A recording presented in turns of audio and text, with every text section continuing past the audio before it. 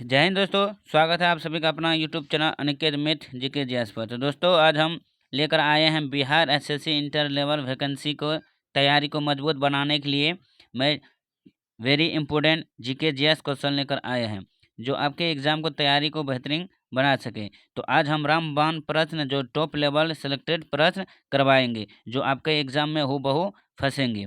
तो मैं 100% के साथ बोलता हूं कि यहाँ से आपके एग्जाम में फंसने की संभावना है। तो दोस्तों ये वीडियो आप लोग के लिए काफ़ी महत्वपूर्ण है, शुरू से अंत तक जरूर देखें वीडियो को बिना स्किप के साथ। चलिए दोस्तों हम चलते हैं अपने प्रश्न और बिना लेजी के साथ। तो कुछ लाइन है बिहार एसएससी इंटर लेवल की वैकेंसी के कि प्रयास भले ही छोटा हो लेकिन नियंत्रण होना चाहिए। प्रयास भले ही छोटा हो लेकिन नियंत्रण होना चाहिए, इसलिए तो प्रयास करते रहिए, एकदम अपना सफल प्राप्त जरूर होंगे। चलिए चलते हैं हम अपनी प्रश्न और अगर इसका पीडीएफ लेना चाहते हैं तो हमारे टेलीग्राम का लिंक नीचे दिया गया है, लिंक पर क्लिक करके ज्वाइनिंग हो जाइए। चलिए चलते हैं प्रश्न और। तो प्रश्न है पहला कि कौन सा नृत्य मध्य प्रदेश राज्य का लोक नृत्य नहीं है। तो कौन सा नृत्य है जो राज्य मध्य प्रदेश राज्य जो लोक नृत्य से नहीं है, कौन सा नृत्य। तो इसका जो सही आंसर हो जाएंगे ऑप्शन बी हो जाएंगे चरवा। चरवा लोक नृत्य वो मध्य प्रदेश राज्य का लोक नृत्य नहीं है। तो दोस्तों मध्य प्रदेश को सब महत्वपूर्ण सवाल पूछ सकते हैं, जैसे कि कान्हा राष्ट्रीय उद्यान कहाँ है, तो ये मध्य प्रदेश में है। और बांधवगढ़ राष्ट्रीय उद्यान कहाँ है, ये भी मध्य प्रदेश में है। तो इस तरह से प्रश्न पूछे जाते हैं। तो चलिए चलते हैं अगली प्रश्न की ओर। दूसरा प्रश्न है कि घनानंद को हराने के बाद मौर्य वंश की स्थापना किसने की। तो घनानंद को हराने के बाद मौर्य वंश की स्थापना किसने की। तो इसका जो right answer option D Chandragupta Maurya ने की। किसको, घनानंद को हराने के बाद। कब, 322 ईसा पूर्व में हराया था, कौन, घनानंद को। तो मौर्य वंश की स्थापना किसने की, चंद्रगुप्त मौर्य ने। अगली प्रश्न की ओर चलते हैं। प्रश्न है कि कौन सी नदी अरब सागर में गिरती है। तो कौन सी नदी जो है अरब सागर में गिरती है। इसका right answer option D Narmada. Narmada नदी जो अरब सागर में गिरती है। तो पश्चिम ओर बहती और अरब सागर में मिल जाती है, कौन नदी। तो पश्चिम की ओर कौन सी नदी बहती है, नर्मदा नदी। तो कहाँ मिलती है, मिल जाती है, तो अरब सागर में। अगली प्रश्न कि ब्रिटिश संसद का सदस्य बनने वाले भारतीय व्यक्ति कौन थे, पहले भारतीय व्यक्ति। तो ब्रिटिश संसद का सदस्य बनने वाले पहले भारतीय व्यक्ति कौन थे। इसका जो राइट आंसर हो जाएंगे, एक मिनट, इसका जो राइट आंसर हो जाएंगे ऑप्शन बी हो जाएंगे, दादा भाई नौरोजी थी जो पहले ब्रिटिश संसद पहले भारतीय व्यक्ति बने थे। और इसका महत्वपूर्ण जानकारी कि डैश को भारत के ग्रेट ओल्ड मैन के रूप में भी जाना जाता है। तो दादा भाई नौरोजी को भारत के ग्रैंड ओल्ड मैन के रूप में जाने जाते हैं। अगली प्रश्न है कि किस वर्ष में हल्दी घाटी युद्ध हुआ था। तो किस वर्ष में हल्दी घाटी युद्ध हुआ। इसका जो सही आंसर हो जाएगा ऑप्शन बी 1576 में हल्दी घाटी युद्ध हुआ। अगली प्रश्न कि ऋग्वेद कितने मंडलों में विभक्त है। तो ऋग्वेद कितने मंडलों में विभक्त है। इसका जो सही आंसर हो जाएंगे ऑप्शन बी हो जाएंगे 10 मंडलों में विभक्त है। तो महत्वपूर्ण जानकारी है कि 3 वेदों को संयुक्त रूप से वेद त्राई कहा जाता है। 3 वेदों को संयुक्त रूप से वेद त्राई कहा जाता है, जिसे ऋग्वेद, सामवेद और यजुर्वेद ये मिलकर क्या कहा जाता है, वेद त्राही कहा जाता है। अगली प्रश्न की ओर चलते हैं।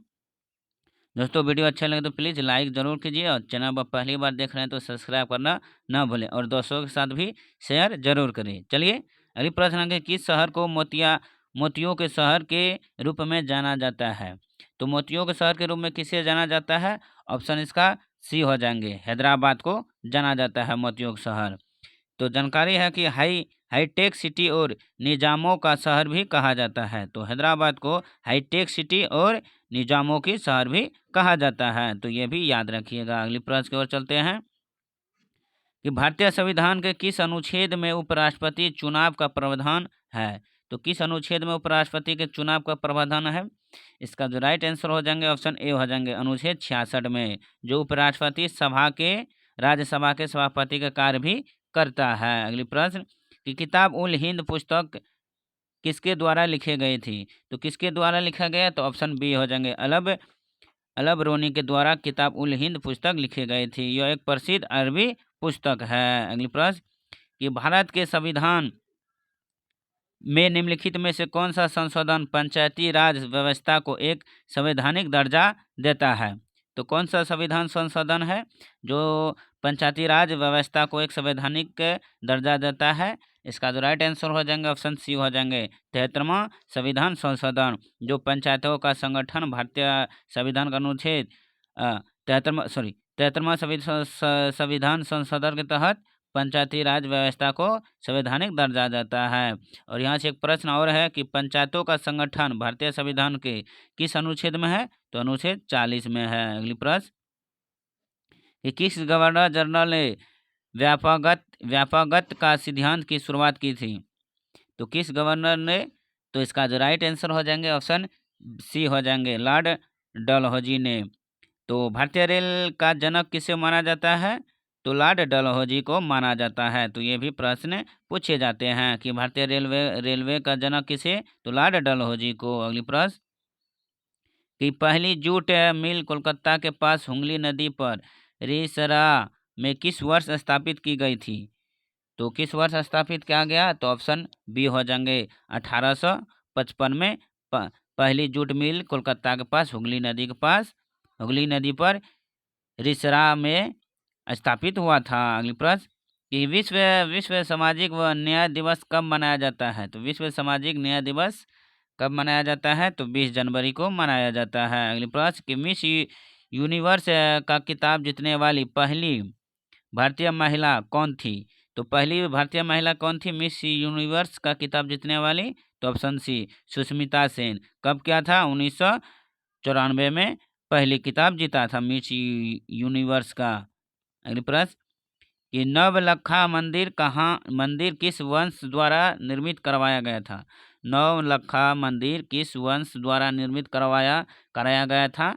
तो इसका जो राइट आंसर हो जाएंगे ऑप्शन डी हो जाएंगे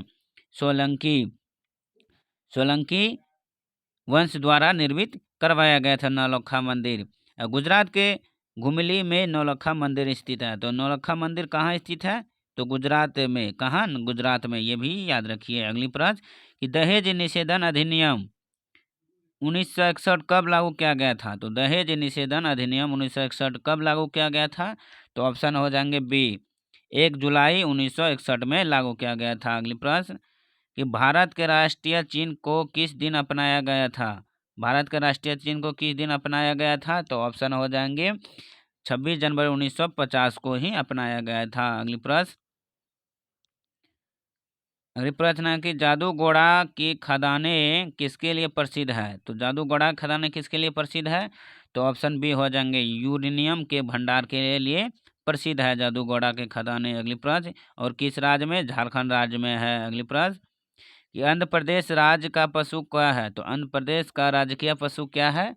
तो ऑप्शन हो जाएंगे डी काला हिरन, जो आंध्र प्रदेश का राजकीय पशु है। तो जिसे भारतीय मृग के रूप में भी जाना जाता है। अगली प्रश्न कि हर वर्ष किस दिन को रक्षा अनुसंधान और विकास संगठन के स्थापना दिवस के रूप में मनाया जाता है? तो ऑप्शन क्या हो जाएंगे? ऑप्शन ए 1 जनवरी को। तो DRDO का गठन कब हुआ? 1998 में हुआ था, 1 जनवरी 1998 में। अगली प्रश्न निम्नलिखित में से कौन सी एक सदिश राशि है? तो सदिश राशि क्या है? तो ऑप्शन क्या हो जाएंगे? सी हो जाएंगे कोनिकीय संवेग, जो एक सदिश राशि है। अगली प्रश्न कि डॉप्सन इकाई किसकी मोटाई मापने के लिए उपयोग की जाती है? तो इसका जो राइट आंसर हो जाएंगे ऑप्शन क्या हो जाएंगे? डी ओजोन को। ओजोन की मापने के लिए उपयोग की जाती है। ओजोन परत वायुमंडल के ऊपरी भाग में पाई जाती है, जिसे हम क्या कहते हैं? समताप मंडल कहते हैं। अगली प्रश्न न्यूटन के गति के प्रथम नियम का अन्य नाम क्या है? तो न्यूटन के गति के प्रथम नियम का अन्य नाम क्या है? तो ऑप्शन हो जाएंगे सी जड़त्व का नियम है। अगली प्रश्न कि अंतरिक्ष यात्री निर्वात में सीधे खड़े नहीं रह सकते हैं क्योंकि? तो क्योंकि ऑप्शन हो जाएंगे ए क्योंकि गुरुत्व नहीं होता है। अंतरिक्ष यात्री जो निर्वात में सीधे खड़े नहीं रह सकते हैं क्योंकि उसमें अंतरिक्ष में जो रहते हैं उसमें गुरुत्व नहीं होते हैं, इसलिए वो खड़े नहीं रह सकते हैं। Option A is right answer. अगली कि रात्रि दूरदर्शी उपकरण में किस प्रकार की तरंगों का उपयोग किया जाता है? तो ऑप्शन हो जाएंगे क्या ए, ऑप्शन ए अवरक्त तरंग उपयोग किया जाता है। अगली प्रश्न कि अमोनियम हाइड्रोक्साइड के रासायनिक सूत्र क्या है? तो अमोनियम का हाइड्रोक्साइड के रासायनिक सूत्र क्या है? तो ऑप्शन हो जाएंगे ए NH4OH, NH4OH, जिसे हम अमोनियम हाइड्रोक्साइड एक रंगहीन तरल है जिसे तेज तीखी गंध होती है। अगली प्रश्न टेलीफोन का आविष्कार किसके द्वारा किया गया था? तो टेलीफोन का आविष्कार किसके द्वारा किया गया था? तो ऑप्शन हो जाएंगे ए अलेक्जेंडर ग्राहम बेल के द्वारा टेलीफोन का आविष्कार किया गया था। अगली प्रश्न कि निम्नलिखित में से कौन सा ईंधन न्यूनतम पर्यावरण प्रदूषण करता है? तो ऑप्शन क्या हो जाएंगे? तो निम्नलिखित में से कौन सा ईंधन न्यूनतम पर्यावरण प्रदूषण करता है? तो ऑप्शन सी हाइड्रोजन। पर इसका परमाणु संख्या 1 और संकेत कौन है? H। तो परमाणु भार कितना होता है? 1.008 होते हैं। हाइड्रोजन का संकेत क्या है? H। तो हाइड्रोजन का परमाणु संख्या कितना है? 1 है। तो परमाणु भार कितना? 1.008 है। तो ये भी याद रखिएगा। अगली प्रश्न की ओर बढ़ते हैं। पानी में हल्दी के विलयन का पीला रंग किसमें लाल हो जाता है? तो पानी में हल्दी के विलयन का पीला रंग किसमें लाल हो जाता है? तो ऑप्शन हो जाएंगे ए, हो जाएंगे मिल्क ऑफ मैग्नीशियम। अगली प्रश्न को चलते हैं कि आवर्त सारणी के ऊर्ध्वाधर स्तंभ क्या कहलाते हैं? तो ऑप्शन हो जाएंगे इसका ऑप्शन बी हो जाएंगे वर्ग कहलाते हैं। आवर्त सारणी का जनक कौन है? तो मेंडलीव है। कौन है? मेंडलीव। ये भी याद रखिएगा कि आवर्त सारणी का जनक किसे कहा जाता है। अगली प्रश्न को चलते हैं। अगली प्रश्न है कि निम्नलिखित में से किसको जंतु विज्ञान का जनक कहा जाता है? तो किसको जंतु विज्ञान का जनक कहा जाता है? तो ऑप्शन बी हो जाएंगे अरस्तु को जंतु विज्ञान का जनक माना जाता है। तो इसका महत्वपूर्ण जानकारी है कि जीव विज्ञान और जंतु विज्ञान के जनक के रूप में भी जाना जाता है। अगली प्रश्न को बढ़ते हैं। मानव हृदय में कितने कक्ष होते हैं? तो मानव हृदय में कितना कक्ष होते हैं? तो ऑप्शन बी 4 कक्ष होते हैं। अगली प्रश्न कि अत्यधिक उच्च तापमान मापने के लिए किस यंत्र का उपयोग किया जाता है? तो अत्यधिक उच्च तापमान मापने के लिए किस यंत्र का उपयोग किया जाता है? तो इसका राइट आंसर हो जाएंगे ऑप्शन डी हो जाएंगे पायरोमीटर का कहलाते हैं। अगली प्रश्न है कि भारत में प्रथम दंत चिकित्सालय कहाँ खोला गया था? तो प्रथम दंत चिकित्सालय कहाँ खोला गया? तो ऑप्शन हो जाएंगे ए कोलकाता में खोला गया था। अगली प्रश्न को बढ़ते हैं कि अमीनो अम्ल डैश के निर्माण खंड है। तो अमीनो अम्ल डैश के निर्माण खंड है। तो किसका खंड है? तो इसका जो राइट आंसर हो जाएंगे ऑप्शन डी हो जाएंगे प्रोटीन का। किसका? प्रोटीन का। अगली प्रश्न कि वाहन द्वारा तय की गई दूरी को मापता है तो उसे क्या कहा जाता है? उसे हम कहते हैं ऑप्शन बी ओडोमीटर हम कहते हैं, जो वाहनों द्वारा दूरी को मापता है।